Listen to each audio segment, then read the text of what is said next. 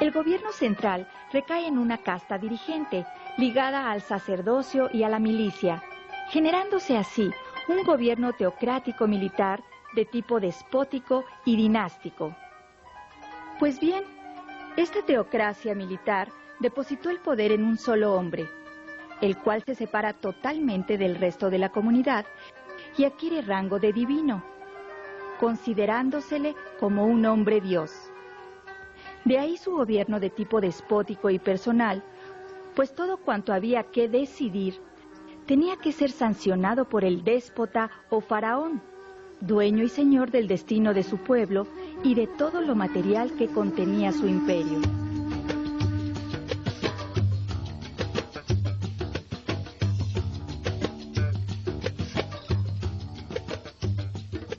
Y son estas condiciones tiránicas, disfrazadas de paternalismo, las que propiciarán el surgimiento de un incipiente esclavismo que llegará a consolidarse en su máxima expresión en la antigüedad clásica.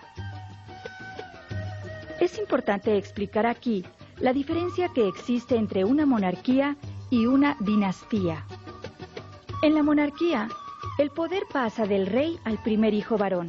En cambio, en la dinastía, donde la pureza de la sangre es esencial, por ser considerados los dirigentes de origen divino, el poder pasa del dirigente político, llámese tlatoani, sultán, el inca o faraón, al primer hijo varón, pero de la hermana mayor, o sea, el sobrino varón mayor será el que tome el poder.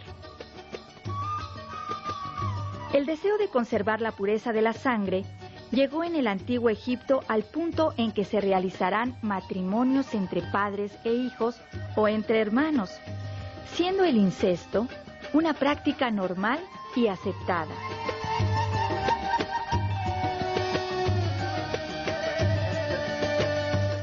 Era el faraón el que repartía la tierra entre todos los campesinos, al igual que los instrumentos de trabajo, validándose así la propiedad comunal, dando como resultado el que no hubiera nadie carente de medios de producción.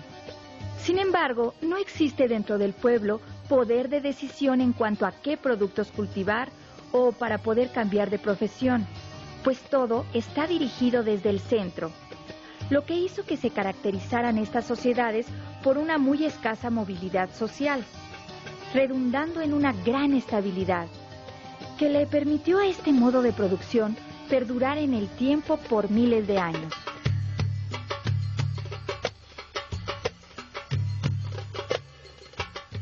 En cuanto a las comunidades dominadas militarmente por el gobierno central, estas quedan subordinadas a través de tributos.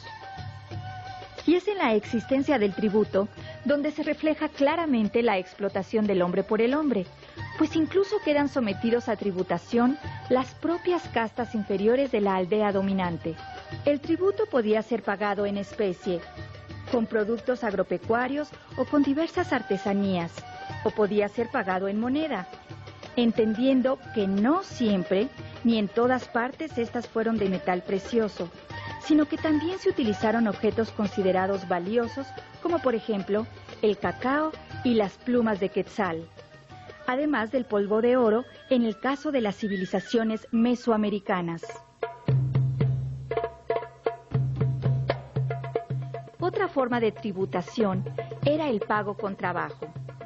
Esto es, se solicitaba al pueblo que trabajara las tierras de carácter público, cuyo beneficio se utilizaba para el sustento del ejército o de los templos, o también se les requería a las comunidades dominadas el envío de personas a la capital de los imperios para ser utilizadas como mano de obra en la edificación de obras suntuarias o para ser sacrificados a los dioses. Este doble destino también lo sufrían los derrotados en las guerras.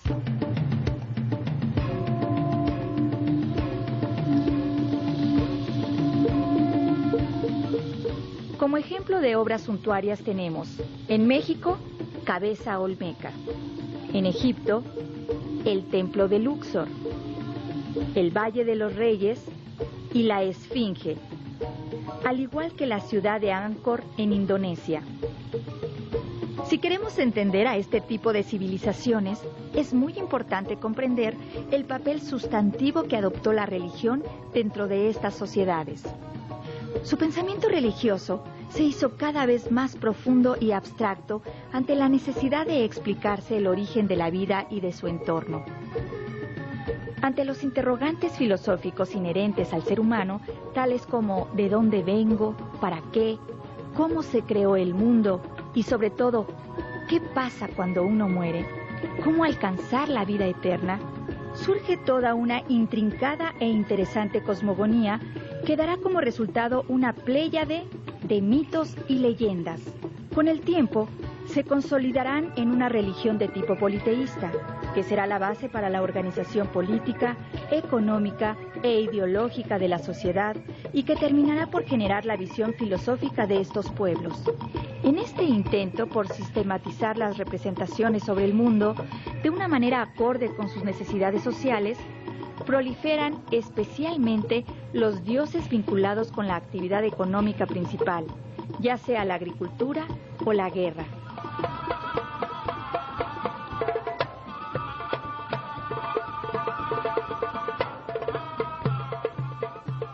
Como ejemplo de esto tenemos a Isis y Osiris en Egipto, representando a la luna y al sol respectivamente, a Huitzilopochtli y a Quetzalcóatl entre los aztecas, representando a la guerra el primero, y a la agricultura y a la sabiduría el segundo, y a Brahma, Vishnu y Shiva en la India, representando la creación y conservación de la vida.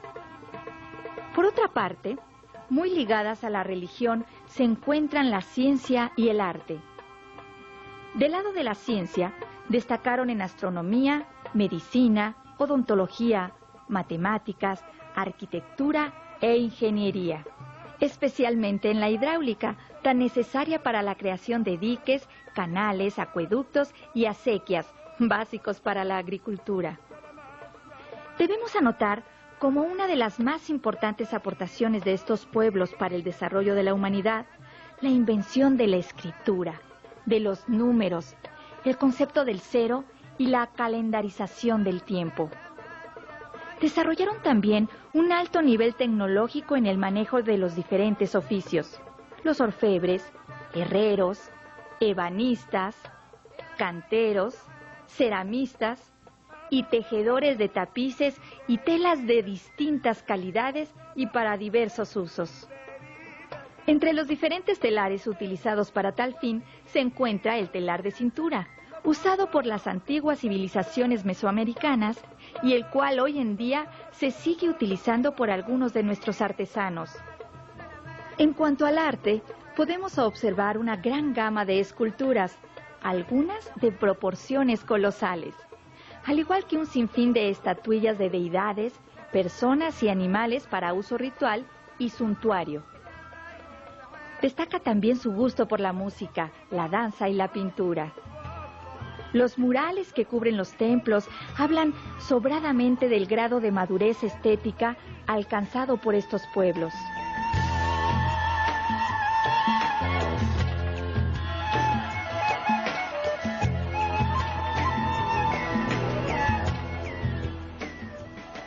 Y para finalizar, señalaremos que el esplendor cultural también abarcó el ámbito literario y filosófico.